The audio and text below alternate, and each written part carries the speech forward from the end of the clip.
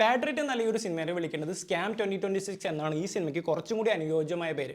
കാരണം എന്താണെന്ന് വെച്ചാൽ ഇങ്ങനൊരു പടം അനൗൺസ് ചെയ്തപ്പോൾ തന്നെ എൻ്റെ ഏറ്റവും വലിയൊരു പേടി എന്ന് വെച്ചാൽ ബിഗ് ഗംസ് നമ്മുടെ മലയാള സിനിമ ഇൻഡസ്ട്രിയിൽ 40 കൊല്ലോട്ട് താങ്ങി നിർത്തുന്ന മമ്മൂട്ടി മോഹൻലാൽ ഈ രണ്ട് ജയൻസ് ഒന്നിക്കാൻ പോകുന്നു എന്ന് കേട്ടപ്പോൾ സന്തോഷം തോന്നിയെങ്കിലും അത് കുറച്ച് നേരത്തേക്ക് ഉണ്ടായുള്ളൂ. കാരണം ഡയറക്ടർ ആരാണ്? മഹേഷ് നാരായണൻ. അദ്ദേഹം ചെയ്യുന്ന സിനിമകളുടെ ഒരു ലെവൽ നമുക്കറിയാം, ക്വാളിറ്റി ഒക്കെ ടോപ്പ് നോച്ച് ആയിരിക്കും. പക്ഷേ ഒരു എൻ്റർടൈൻമെൻറ്റ് വാല്യൂ എന്നുള്ള രീതിയിൽ നോക്കിക്കഴിഞ്ഞാൽ അയാൾക്കിത് പുൾ ഓഫ് ചെയ്യാൻ പറ്റുമോ എന്നുള്ളൊരു പേടി എനിക്കുണ്ടായിരുന്നു. എന്തൊക്കെ ഞാൻ സിനിമ ഇറങ്ങുന്നതിന് മുമ്പ് എൻ്റെ മനസ്സിൽ ഞാൻ കരുതി വെച്ചോ അത് തന്നെ എക്സാക്ട്ലി അത് തന്നെയാണ് ഈ സിനിമയിൽ സംഭവിച്ചിട്ടുള്ളത്. ഒന്ന് ആലോചിച്ച് നോക്കുക, നമ്മുടെ ഇൻഡസ്ട്രി ഇത്രയും കാലമായിട്ട് ഇവരിങ്ങനെ കണ്ടുകൊണ്ടിരിക്കുകയാണ്. അപ്പോൾ ഇവരെ ശരിക്കും സെലിബ്രേറ്റ് ചെയ്യാൻ പറ്റുന്നൊരു പടമാണ് നമ്മൾ ശരിക്കും അർഹിക്കുന്നത്.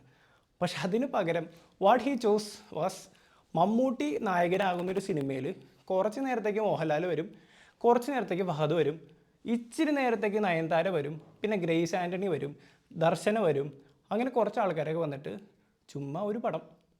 അത് എനിക്ക് 3 മണിക്കൂറാണ് എന്നെ പോയത്. അത് ആലോചിക്കുമ്പോൾ തന്നെ എനിക്ക് ശരിക്കും ഡിസപ്പോയിൻ്റ് ആണ്. കാരണം എന്തെങ്കിലുമൊക്കെ ഒരു വൗമൻ്റെ ഈ സിനിമയിൽ ഞാൻ പ്രതീക്ഷിച്ചു. അതെൻ്റെ തെറ്റാണോ?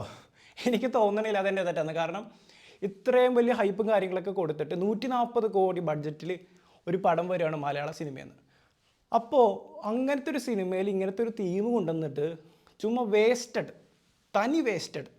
മോഹൻലാലൊക്കെ തനി വേസ്റ്റഡ്. ഒരു തരത്തിലും ലാലേട്ടനെ കൊണ്ട് ഈ സിനിമയെ രക്ഷിച്ചെടുക്കാൻ പറ്റുമെന്ന് എനിക്ക് തോന്നുന്നില്ല. കാരണം ഫസ്റ്റ് ഹാഫ് കഴിഞ്ഞിട്ട് പോലും ലാലേട്ടൻ സ്ക്രീനിലേക്ക് വന്നിട്ടില്ല. അപ്പോൾ ഞാൻ ആലോചിച്ച് എനിക്ക് പടം അങ്ങനെ മാറിപ്പോയോ. കാരണം മോഹൻലാൽ, മമ്മൂട്ടി, നയൻതാര, MMM എന്നൊക്കെ പറഞ്ഞാണ് സിനിമ അനൗൺസ് ചെയ്തത് തന്നെ. പിന്നെ ലാലേട്ടൻ പോയി ശ്രീലങ്കയിൽ പോയി ഇൻ്റർവ്യൂ കൊടുത്തപ്പോഴാണ് പാട്രിയറ്റ് എന്നുള്ള ടൈറ്റിൽ തന്നെ ലീക്കായത്. ഒരു പ്രോപ്പറായിട്ടുള്ള ഒരു ഒഫീഷ്യൽ അനൗൺസ്മെൻറ്റ് പോലും ഇപ്പോഴും ഈ സിനിമയ്ക്ക് ഉണ്ടായിട്ടില്ല. റൂമറും ലീക്കും അങ്ങനെ അറിഞ്ഞറിഞ്ഞാണ് ഈ സിനിമയുടെ പേര് തന്നെ എല്ലാവരും അറിയണേ. അപ്പോഴാണ് ഇതിൻ്റെ ട്രീറ്റ്മെൻറ്റ്.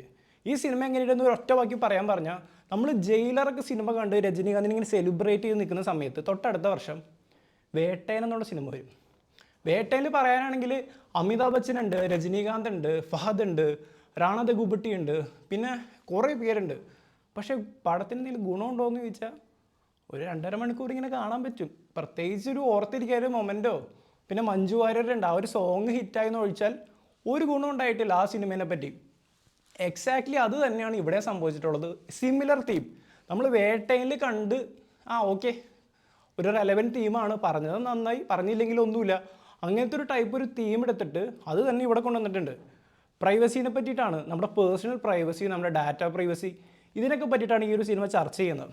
പക്ഷേ നേരത്തെ പറഞ്ഞല്ലോ, റെലവൻറ്റ് ടോപ്പിക്ക് വെറുതെ വലിച്ചു നീട്ടി 3 മണിക്കൂർ എത്തിച്ചിട്ടുണ്ട്. ഇപ്പോൾ ഉദാഹരണത്തിന് എനിക്കിവിടെ ചൊറിഞ്ഞു കഴിഞ്ഞാൽ ഞാൻ ഇങ്ങനെ ചൊറിയും, അല്ലാണ്ട് ഞാൻ ഒരിക്കലും ഇങ്ങനെ ചൊറിയാൻ നിൽക്കില്ല. അപ്പോൾ ഈ സിനിമയിലെ കോൺഫ്ലിക്റ്റ് തന്നെ വെറുതെ കോമഡിയാണ്. കാരണം വില്ലനൊരു തട്ടിപ്പ് നടത്തുന്നുണ്ട്. ഈ തട്ടിപ്പ് എന്താണെന്ന് നായകനറിയാം. നായകന് വേണമെങ്കിൽ ഒരു 10 മിനിറ്റിലൊരു വീഡിയോ കൂടി അത് പറയാവുന്നുള്ളൂ സുഖമായിട്ട്. പക്ഷേ നായകൻ എന്ത് ചെയ്യും? ക്ലൈമാക്സ് വരെ വെയിറ്റ് ചെയ്യും. കാരണം എന്താ, ക്ലൈമാക്സ് വരെ പടം ഇങ്ങനെ നീണ്ടു പോകണ്ടേ, ഇല്ലെങ്കിൽ സിനിമ ഫസ്റ്റ് ഹാഫിൽ തന്നെ തീർന്നു പോയില്ലേ. അപ്പോൾ അതേപോലത്തെ ഒരു ട്രീറ്റ്മെൻറ്റ് എനിക്ക് ഫസ്റ്റ് ഹാഫ് കഴിഞ്ഞിട്ട് ഞാൻ എന്തിനാ ഇത്ര നേരം ഇത് കണ്ടേ എന്നൊരു ഫീലിംഗ് ആയിരുന്നു. കാരണം ലാലേട്ടനും വന്നിട്ടില്ല, കാര്യമായ ഒരു മൂവ്മെൻറ്റും സിനിമയിൽ സംഭവിക്കുന്നില്ല, ഓൾറെഡി പ്രഡിക്റ്റബിൾ ആയിട്ടുള്ളൊരു കഥ, ഇതെങ്ങനെ കൊണ്ടത് അവസാനിപ്പിക്കും എന്ന് നമുക്കറിയാം. അപ്പോൾ അതൊക്കെ വെറുതെ വേസ്റ്റഡ് ഓപ്പർച്യൂണിറ്റി. ലാലേട്ടൻ്റെ ഒപ്പം തന്നെ നയൻതാരയും വന്നിട്ടില്ല. പടം ഹൈപ്പ് കൊണ്ടുവരാൻ വേണ്ടി ഫസ്റ്റ് പറഞ്ഞത് തന്നെ മമ്മൂട്ടി, മോഹൻലാൽ, നയൻതാര എന്നുള്ളതായിരുന്നു. പിന്നീടാണ് ഫഹദ്, കുഞ്ചാക്കോ ബോബൻ, ഗ്രേസ് ആൻ്റണി, ദർശന എന്നൊക്കെ പറഞ്ഞ് വന്നത്. അപ്പോൾ ഒരു തരത്തിലും ടെക്നിക്കലി പടം കിടിലനാണ്. 150 കോടി എന്നൊക്കെ പറഞ്ഞ് കുറേ പണിയൊക്കെ എടുത്തിട്ടുണ്ട്. പക്ഷേ സ്റ്റഫില്ല. ഒരു ഇൻട്രോ തന്നെ, മമ്മൂട്ടിയുടെ ഇൻട്രോ തന്നെ സാധാ ഏതൊരു നടൻ വരുന്നു, ഓക്കെ, നേരെ കഥയിലേക്ക് കടന്ന് മമ്മൂട്ടി വന്നു, ഓക്കെ, കഥയിലേക്ക് പോയി. പിന്നീട് അങ്ങോട്ട് സാധാ ഒരു സിനിമ കാണുന്ന പോലെ വെറുതെ ഇങ്ങനെ കണ്ടിരിക്കാൻ പറ്റുന്നൊരു സിനിമ. അല്ലാതെ ഇതല്ല നമ്മൾ ഇതിൽ കൂടുതൽ അർഹിക്കുന്നുണ്ട്. ഇവരുടെ അടുത്ത് നിന്ന് ഇത് പ്രതീക്ഷിച്ച് പോയത് നമ്മുടെ തെറ്റാണെന്ന് ഒരിക്കലും പറയില്ലല്ലോ. എങ്കിൽ പിന്നെ ഇവർ സാധാ മമ്മൂട്ടി, മോഹൻലാൽ എന്നൊന്നും പറയുന്നതിന് പകരം ഏതെങ്കിലും സാധാ നടന്മാരെ വെച്ച് ചെയ്യണമായിരുന്നു.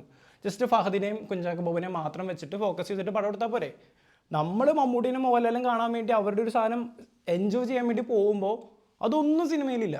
ആകെപ്പാടെ ഒരു 3 സീനാണ് ഇവർക്ക് കോമ്പിനേഷൻ സീനായിട്ട് തന്നെ ഉള്ളൂ. അപ്പം പിന്നെ അതിൻ്റെ ഇമ്പാക്റ്റിൻ്റെ ആരും പറയണ്ടല്ലോ. സിനിമയിൽ ഏറ്റവും കൂടുതൽ ചിയേഴ്സും കൈയടിയും കിട്ടിയത് ഒബ്വിയസ്ലി ലാലേട്ടൻ്റെ പോർഷൻസിൽ മാത്രമാണ്. മമ്മൂട്ടിയുടെ ഒരു ആക്ഷൻ സീനിൽ മാത്രം ഒരു കൈയടി ഉണ്ടായി. പിന്നെ അതിന് ശേഷമോ അതിന് മുമ്പോ സിനിമ ഇങ്ങനെ ഫ്ലാറ്റായിട്ട് പോയിക്കൊണ്ടിരിക്കുകയാണ്. ഏട്ടം വരുമ്പോൾ ഇങ്ങനെ വരും, പുള്ളി സ്ക്രീനിലില്ലാത്ത സമയത്ത് ഇങ്ങനെ താഴും. പിന്നെ മമ്മൂട്ടിയുടെ ഒരു നല്ലൊരു സീനുണ്ട്, ആക്ഷൻ സീൻ, അത് വരുമ്പോൾ കുറച്ച് ഹൈ ആവും. അല്ലാതെ ഇവർക്ക് സിനിമയിൽ കാര്യമായിട്ട് എന്തെങ്കിലും ചെയ്യാനുണ്ടോ എന്ന് ചോദിച്ചാൽ ഒന്നും തന്നെ ചെയ്യാനില്ല. റെലവൻ്റ് ആയിട്ടുള്ള തീമാണ് ഞാൻ പറഞ്ഞ പോലെ. പിന്നെ നല്ലത് കണ്ടാൽ നല്ലത് പറയണം. ഫഹദിൻ്റെ ഒരു ഫൈറ്റർ ജെറ്റ് ഓടിക്കുന്ന ഒരു സീനുണ്ട്, നമ്മുടെ ടോപ്പ് ഗൺ മാവറിയിലൊക്കെ കണ്ട പോലെ കിടിലനായിട്ടത് എടുത്തു വെച്ചിട്ടുണ്ട് ആ ഒരു പോർഷൻ. അപ്പോൾ അത് ഭയങ്കര സൗണ്ട് ഡിസൈനും ക്യാമറയും ക്വാളിറ്റി എല്ലാം പറഞ്ഞ സ്റ്റഫ് കിടിലനായിരുന്നു. ആ ഒരു പോർഷനും മമ്മൂട്ടിയുടെ ഒരു പോർഷനും കാര്യങ്ങളൊക്കെ ഒഴിച്ചു നിർത്തി കഴിഞ്ഞാൽ ഈ സിനിമയിൽ ഒന്നുമില്ല. കുഞ്ചാക്കോ ബോബനാണെങ്കിൽ സ്റ്റാർട്ടിങ് മുതൽ എൻഡ് വരെ ഒറ്റ ഒരു മൊണോട്ടോണസ് ആയിട്ട് ഇങ്ങനെ അഭിനയിച്ചുകൊണ്ടിരിക്കുക. വെറുതെ ആരോ നിർബന്ധിച്ച് പുള്ളീനെ കൊണ്ടുവന്ന പോലെ. പുള്ളിക്ക് ചുറ്റും അപ്പുറത്തെ മോഹൻലാലും മമ്മൂട്ടിയൊക്കെ ഉണ്ട്, 2 ജയൻസ് ഉണ്ട്. പക്ഷെ എങ്കിൽ പോലും സ്ക്രീനിൽ പുള്ളി ഇങ്ങനെ ചത്ത പോലെ ഇങ്ങനെ ഇരിക്കുകയാണ്. അപ്പോൾ എന്തെങ്കിലുമൊക്കെ ഒരു ഹാപ്പനിങ് വേണ്ടേ? ഞാൻ നേരത്തെ പറഞ്ഞ പോലെ സ്റ്റാർട്ടിങ്ങിൽ തന്നെ ഒരു കഥ എന്താണെന്ന് നമുക്ക് മനസ്സിലായി. അപ്പം നായകനൊരു ഇപ്പോൾ പൊട്ടിക്കും തേങ്ങ പൊട്ടിക്കും എന്ന് പറഞ്ഞ പോലെ ഈ തേങ്ങ ഉടയ്ക്കാൻ വേണ്ടി ക്ലൈമാക്സ് വരെ ഇങ്ങനെ കാത്തിരിക്കുകയാണ്. എപ്പോൾ പൊട്ടുന്നു അപ്പോൾ പടം തീരും. അപ്പോൾ ഈ പടത്തിൻ്റെ കാര്യത്തിൽ എനിക്ക് നല്ല ഡൗട്ടുണ്ട്. 140 കോടി ബഡ്ജറ്റിൽ ഒരുങ്ങുന്ന സിനിമ പ്രോഫിറ്റബിൾ ആവാൻ എത്ര വേണമെന്ന് നിങ്ങളൊന്ന് ഊഹിച്ച് നോക്കിയാൽ മതി. സുഖമായിട്ട് മമ്മൂട്ടിക്കൊരു 100 crore ക്ലബ്ബിൽ കയറാൻ പറ്റുന്നൊരു cinema with the help of Mohanlal, പിന്നെ കുറച്ച് ആൾക്കാർ. ആ ഒരു ഹൈപ്പിൻ്റെ പേരിൽ ചിലപ്പോൾ ഫസ്റ്റ് ഡേ കുറച്ച് ആൾക്കാർ പോയി കാണും, ഫസ്റ്റ് വീക്ക് കുറച്ച് പേര് കാണും. അപ്പാർട്ട് ഫ്രം ദാറ്റ് ഇതാരും കാണുമെന്ന് എനിക്ക് തോന്നുന്നില്ല. കാരണം വേറൊരു കാര്യം പറയുകയാണെങ്കിൽ മനീഷ് നാരായണൻ, നമ്മുടെ ഫേമസ് റിവ്യൂവറും ആങ്കറും, അദ്ദേഹം ഈ സിനിമയെ പറ്റി ഒരു റിവ്യൂ ചെയ്തിരുന്നു ഒരു പ്രീമിയർ കണ്ടിട്ട്. ഇത് ഇൻഡസ്ട്രി ഹിറ്റിനേക്കാൾ കുറഞ്ഞതൊന്നും തന്നെ അർഹിക്കുന്നില്ല എന്ന്. അതായത് ഇതെന്തായാലും ഇൻഡസ്ട്രി ഹിറ്റ് ആവുന്നു. ഒരു കാര്യം പറയട്ടെ, ഇൻഡസ്ട്രി ഹിറ്റ് എങ്ങനെ ഉണ്ടാവണേ? ആൾക്കാർക്ക് പടം ഇഷ്ടപ്പെട്ടിട്ട് ട്വൈസും ത്രൈസും 4 times വരെ കാണുന്ന ആൾക്കാരുണ്ട്. ഒരു പടം വർക്ക് ആയി കഴിഞ്ഞാൽ അത്രയ്ക്ക് എൻജോയ് ചെയ്ത് കാണുന്ന ആൾക്കാർ ഇവിടെ ഉണ്ട്. അങ്ങനെ കാണുമ്പോഴാണ് ഇൻഡസ്ട്രി ഹിറ്റൊക്കെ ജനിക്കുന്നത്. ഫോർ എക്സാമ്പിൾ തുടരും ആയാലും, ലൂസിഫർ ആയാലും, വാഴ 2 ആയാലും, ഈവൻ മോഹിനിയാട്ടമാണെങ്കിൽ പോലും ഒരു പടം ഇഷ്ടപ്പെട്ട വീണ്ടും കാണാൻ തോന്നണം. ഈ ഒരു പടം 3 മണിക്കൂറുള്ളൊരു പടം സെക്കൻഡ് ഹാഫ് തുടങ്ങി ഇൻ്റർവെൽ കഴിഞ്ഞ് കുറച്ച് നേരം കഴിഞ്ഞപ്പോഴേക്കും എങ്ങോട്ടോ പോകണമെന്ന് നമുക്ക് മനസ്സിലായി. ഇനി പിന്നെ കൂടുതൽ കാണാനൊന്നുമില്ല, ഇറങ്ങി പോയാലോ എന്ന് വരെ ഞാൻ ആലോചിച്ചു. പക്ഷേ ഇനി എന്തെങ്കിലുമൊക്കെ ഒരു സീൻ ഉണ്ടായാലോ എന്ന് വിചാരിച്ചു. അവസാനം ക്ലൈമാക്സിൽ ഏട്ടനും മമ്മൂക്കയും വന്നിട്ട് പിന്നെ ഒരു സീനൊക്കെ ഉണ്ട്, വെറുതെ പേരിനൊരു സീൻ.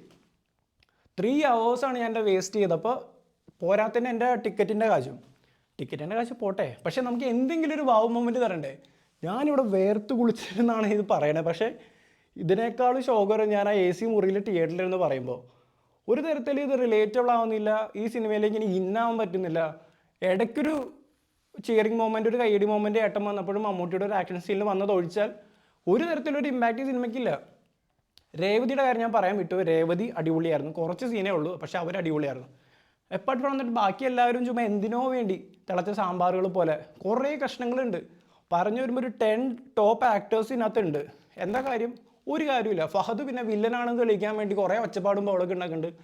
അയാളുടെ അച്ഛനാണെങ്കിൽ അതിനേക്കാൾ ശോകം. അവരൊക്കെ എന്തിനോ വേണ്ടി ചുമ്മാ ഇങ്ങനെ പ്രിറ്റൻഷ്യസ് ആയിട്ട് അഭിനയിക്കുന്ന പോലെയൊക്കെ കണ്ടും അടുത്ത കുറേ കാര്യങ്ങളും, കുറേ ലാപ്ടോപ്പിൻ്റെ പരിപാടി, ലാപ്ടോപ്പിൽ കൂടെ നമ്മളെയൊക്കെ കാണാൻ പറ്റും. അത് ഭയങ്കര റെലവൻറ്റ് ഇൻഫോർമേഷനാണ്. പക്ഷേ ഇതൊക്കെ ഓൾറെഡി ഒരു 10 കൊല്ലം മുമ്പുള്ള സിനിമയിൽ വന്നു കഴിഞ്ഞ സാധനങ്ങളാണ്. പിന്നെ വേട്ടേൻ്റെ കുറേ ഷെയ്ഡ്സ് ഇവിടെ ഉണ്ട്, വില്ലനായിട്ടുള്ള കാര്യങ്ങളും ആ ഒരു ഡൈനാമിക്സും കാര്യങ്ങളും. ഇതെല്ലാം ഇതിനകത്ത് ഓൾറെഡി കണ്ടും അടുത്ത സാധനങ്ങളാണ്. പിന്നെ ഈ സിനിമ ശ്രീലങ്കയിൽ പോയി ഷൂട്ട് ചെയ്തിട്ടുണ്ട്. എന്ത് കാര്യത്തിന്? ഒരു കാര്യമില്ല. നമുക്കിത് ഒരു വേറൊരു ലൊക്കേഷനിൽ പോയിട്ട് പ്രത്യേകിച്ച് ഒന്നും തന്നെ നേടാൻ ഈ സിനിമയ്ക്കില്ല. ഇത് നമ്മുടെ കൊല്ലത്ത് കാട്ടാക്കടയിൽ ഇതേ കാര്യം തന്നെ ഷൂട്ട് ചെയ്താലും കാണിച്ചാലും അത് ബിലീവബിളാണ്. പ്രത്യേകിച്ചൊരു പുതുമ, ആ ഒരു സ്കോപ്പ് ഇല്ലാത്തൊരു സ്റ്റോറി ആയിപ്പോയി, വേസ്റ്റഡ് ആയിപ്പോയി ഇത്രയും വലിയ. അതേ സമയത്ത് അപ്പുറത്ത് രജനീകാന്തും കമലഹാസനും വെച്ചൊരു പടത്തിന് ഓൾറെഡി ഹൈപ്പ് ബിൽഡായി. ഇങ്ങനെ ഒരു ഹൈപ്പും ഇനീഷ്യൽ സ്റ്റേജിൽ ഈ സിനിമയ്ക്ക് ഉണ്ടായിട്ടില്ല. പിന്നീട് കുറച്ച് ഇൻ്റർവ്യൂവും കാര്യങ്ങളിലൂടെ കുറച്ച് ഹൈപ്പ് ഉണ്ടാക്കി എടുത്തിട്ടുണ്ട്. അതല്ലാതെ ആ ഹൈപ്പിന് ഒരു തരത്തിലും നീതി പുലർത്താത്ത രീതിയിൽ just a waste of money and waste of time. അപ്പോൾ നമ്മൾ കുറച്ചും കൂടി നല്ല രീതിയിൽ അർഹിക്കുന്നുണ്ട്. ഇത് ചുമ്മാ ഒരു 10 റൊട്ടി പടം. അതായത് മമ്മൂട്ടി ഉണ്ട്, നയൻതാര ഉണ്ട്, ഇടയിൽ ലാലേട്ടനെ കയറ്റി വെച്ച്, പിന്നെ കുറച്ച് പുട്ടിന് പീര പോലെ കുറച്ച് ഫഹദ് ഉണ്ട്, കുറച്ച് കുഞ്ചാക്കോ ബോബനുണ്ട്, ദർശനയുണ്ട്, ഗ്രേസ് ഉണ്ട്. അങ്ങനെ എന്തിനോ വേണ്ടി കുറേ കാര്യങ്ങളൊക്കെ ചെയ്തു വെച്ചിട്ടുണ്ട്. Totally disappointed. എൻ്റെ അത് ഫേസിൽ കാണാനുണ്ട്. എനിക്കത് പ്രിറ്റൻഡ് ചെയ്യാൻ പറ്റില്ല. എനിക്കത് ഓണസ്റ്റായിട്ട് പറഞ്ഞേ പറ്റുള്ളൂ. അപ്പോൾ എനിക്കത്രേ പറയാനുള്ളൂ. പിന്നെ ഇതിൽ പ്രത്യേകിച്ച് പറയാനാണെങ്കിൽ ലാലേട്ടൻ ഇതിനകത്തൊരു ആംബ്യൂട്ടഡ് രീതിയിലാണ് കാണിക്കുന്നത്. അതായത് അദ്ദേഹത്തിന് കാലില്ല, ഒരു ആർട്ടിഫിഷ്യൽ ലെഗ് ഉപയോഗിച്ചാണ് അദ്ദേഹം നടക്കണേ. അതിനെന്താണ് റെലവൻസ് എന്ന് വെച്ചാൽ ചുമ്മാ പറയാം, രാജ്യത്തിന് വേണ്ടി കാല് കളഞ്ഞ ഒരാളാണ് എന്ന് പറയാൻ വേണ്ടി മാത്രമല്ല, ആദ്യ സിനിമയ്ക്ക് കഥയിൽ അതിൽ ഒരു റെലവൻസും തന്നെ വരുന്നില്ല. Total waste of potential. ഇത്രയും കിഡിലനൊരു സ്റ്റാർ കാസ്റ്റും ഇത്രയും ബഡ്ജറ്റും കാര്യങ്ങളൊക്കെ ഉണ്ടായിട്ട് കെട്ടിപ്പൊട്ടി കൈ കൊടുത്തിട്ടുണ്ട്. Very disappointed. എനിക്ക് ഒട്ടും ഇഷ്ടപ്പെട്ടില്ല. ശരിക്കും എൻ്റെ ക്ഷമേനം പരീക്ഷിച്ചു, എൻ്റെ ധനനഷ്ടം, മാനഹാനി എന്നൊക്കെ പറയുന്ന പോലെ. Total waste of time, totally disappointed.